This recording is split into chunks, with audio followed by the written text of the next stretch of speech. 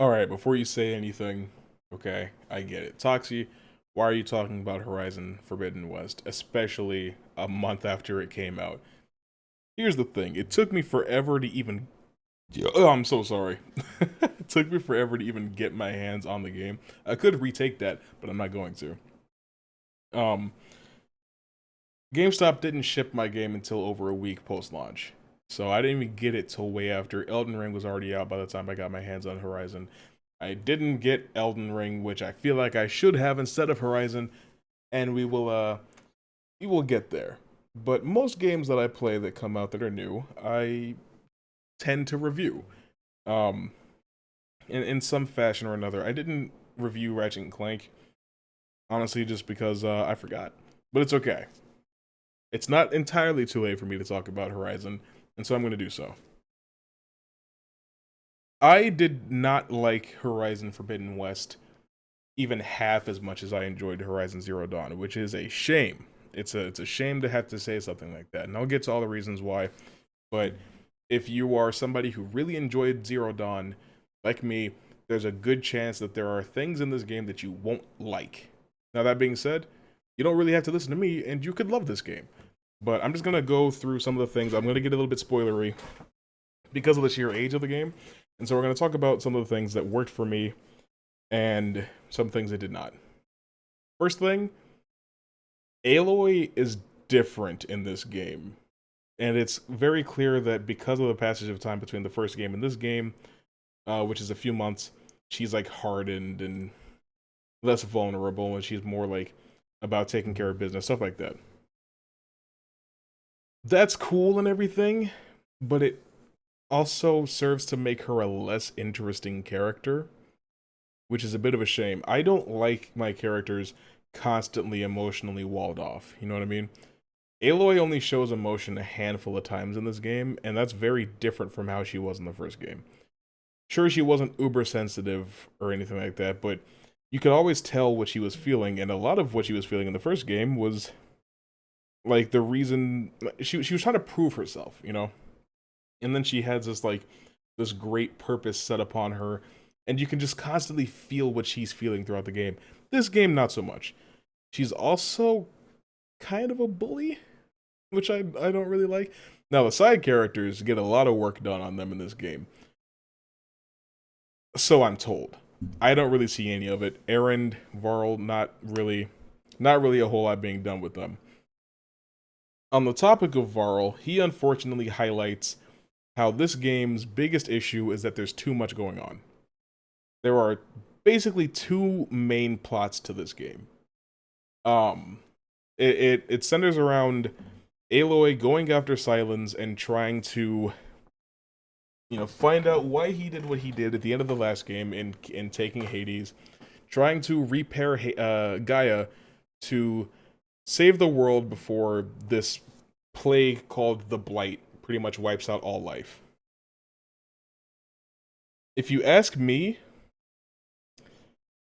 that is enough of a plot to fill one game.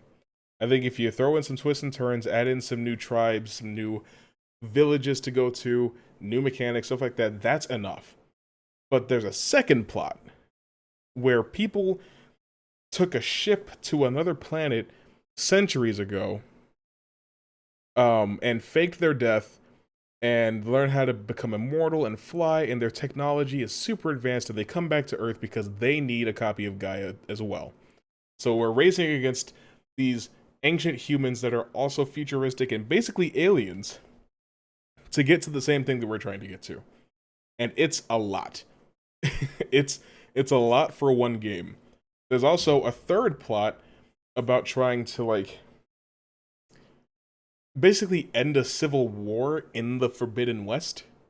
And that takes up more time than it really needs to. It always feels like a distraction. It never feels like it's actually serving either of the other two plots that I just mentioned, because it just feels so vestigial, like they just stitched it on towards the end of development. And you never want that. Like that's a plot line that takes about 3 to 4 hours of the gameplay. But when you're working on the other two plots, you really never think about it. It's like, oh, I guess Regala's in the game. And that's really annoying. There's also a really big thing that happens there, that being that there is another clone of Elizabeth Sobek called Beta. So Aloy basically has a sister with the same person, but they have different personalities because they grew up in different environments. Ashley's performances as both of these characters are phenomenal, but I do not like the way their interactions are written. It feels like Aloy just she accepts the fact that there's another one of her instantly, devises a plan as to what to do about that, and tries to force Beta to get on the same level as her. And she's basically just like bullying and berating Beta for not being there yet, and it's like, Aloy, relax. Like I don't know, it's weird to me. But the plot also moves extremely fast and moves extremely slow, which is really frustrating. But here's an example of why I feel the plot has too much going on. Right before you get ready to end the game, Beta gets captured by the bad guys and is being tortured, and they're like extracting information from her. While she's being tortured and suffering, Aloy is like, okay, we need to save her. But first, I need to go all the way back out west and help these people defeat this lady that showed up about 2 hours into the game. While Homegirl's being tortured. Now, defeating Regala is something that could have happened at about the 10th hour of the campaign. It did not need to be put off for as long as it did, but it takes until damn near the very end of the game. And it just feels like it's wasting time. They also very haphazardly and lazily introduce the threat of the next game when there's about 10 minutes left of the campaign. Feels very lazy. Another thing that feels very lazy, more spoilers, Varl meets a lady while Aloy is in a bit of a coma. In their first cutscene together, they kiss. So you see that they like each other. I guess they've been talking in the last couple days. They got some chemistry. They like each other, whatever. They're feeling them. That stuff is cool.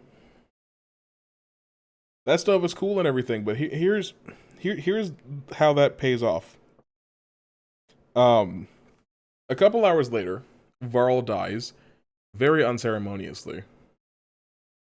And Aloy doesn't even really like do anything about it until way after. But the girl that Varl was talking to is pregnant. And they loved each other. And I'm like, I'm sorry. As far as I know, y'all have been on screen together for approximately 3.5 minutes. I felt no connection to your relationship whatsoever.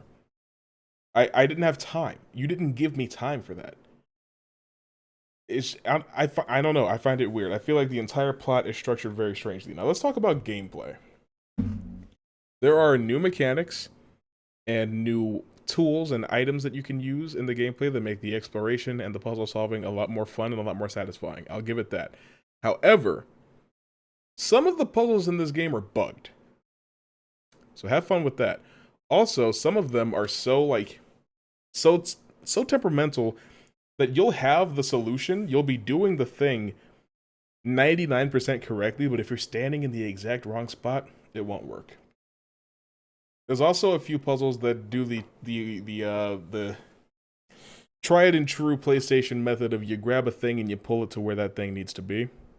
Really annoying. There's underwater shit, which I have always hated. I do not like underwater levels.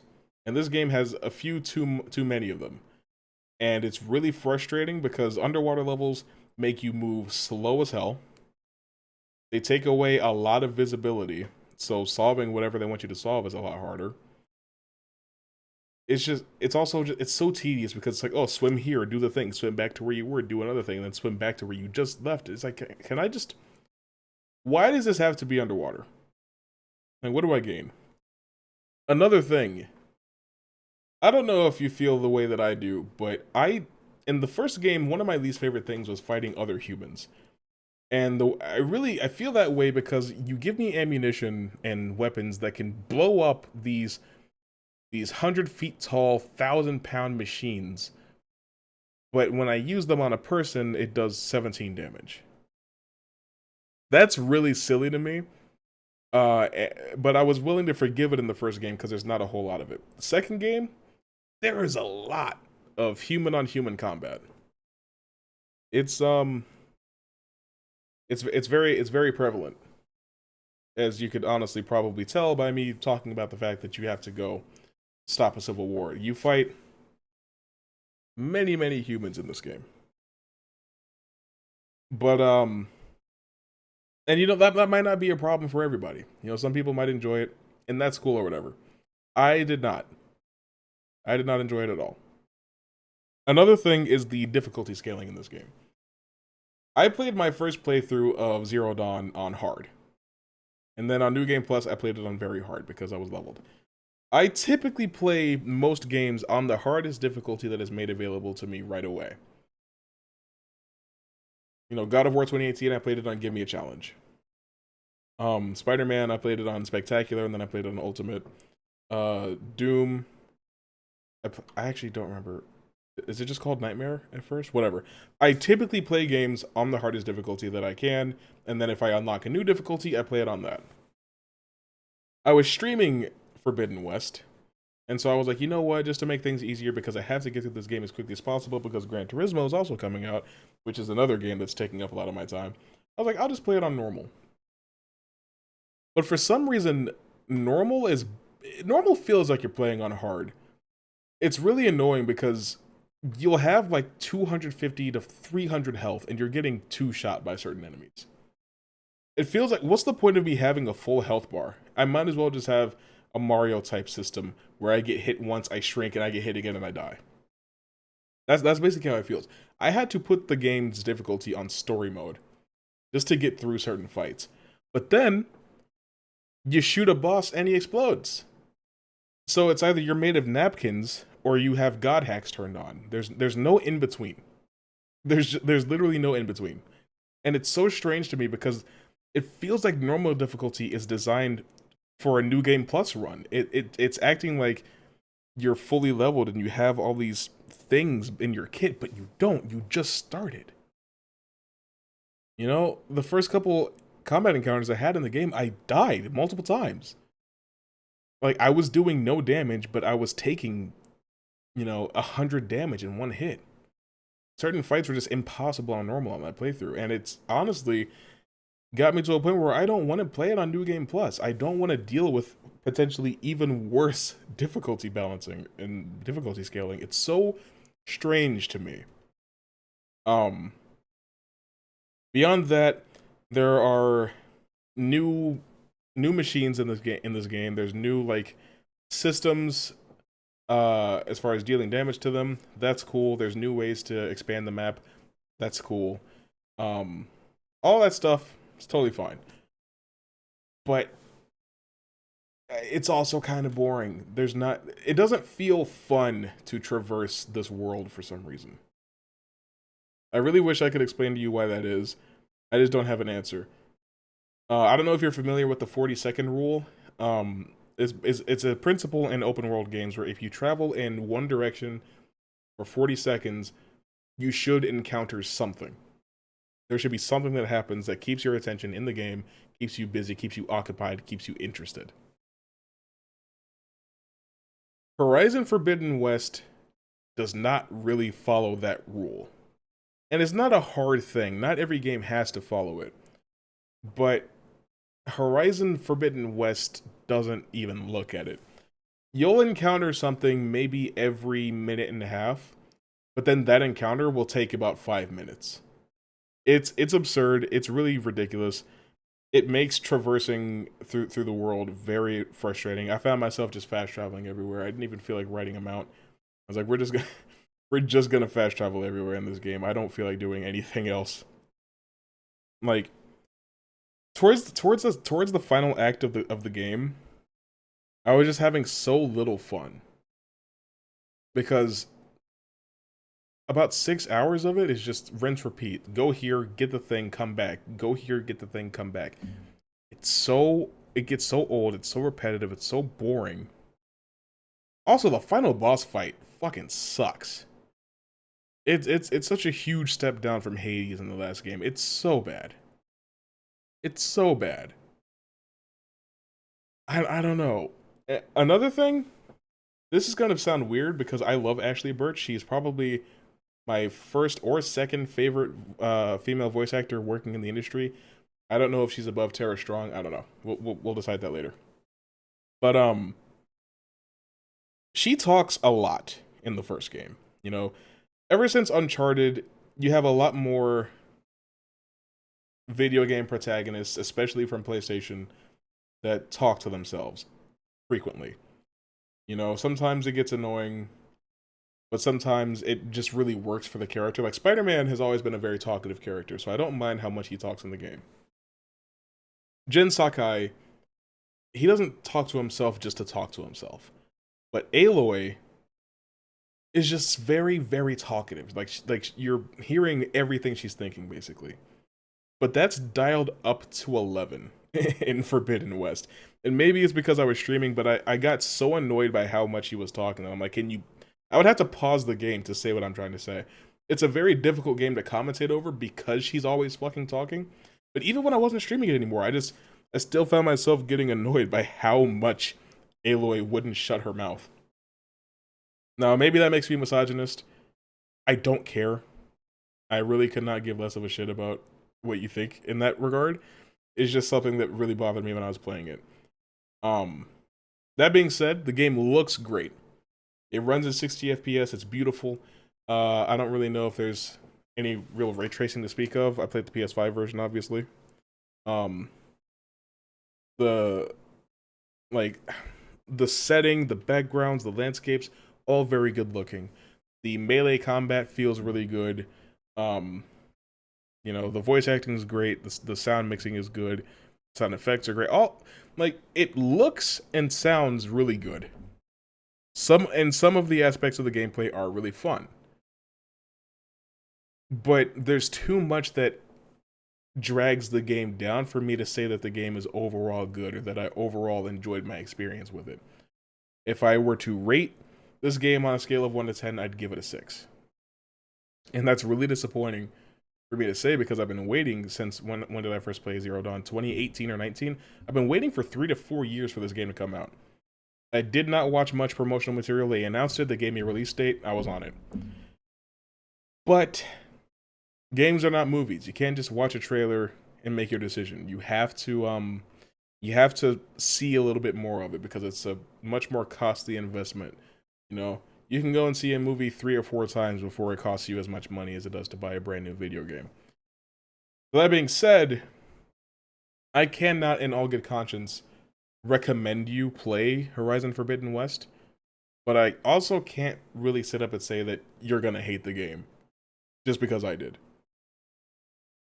But that's what I think of the game. Whatever, if you've played it, if you've played Horizon Forbidden West, let me know in the comments if you enjoyed it, if you disagree or agree with any of my points here today. Whatever you think, whatever it is, comment below and educate me. As always, if you want more from me, go ahead and click somewhere on the screen. It'll take you to another video. As always, I will see you next time.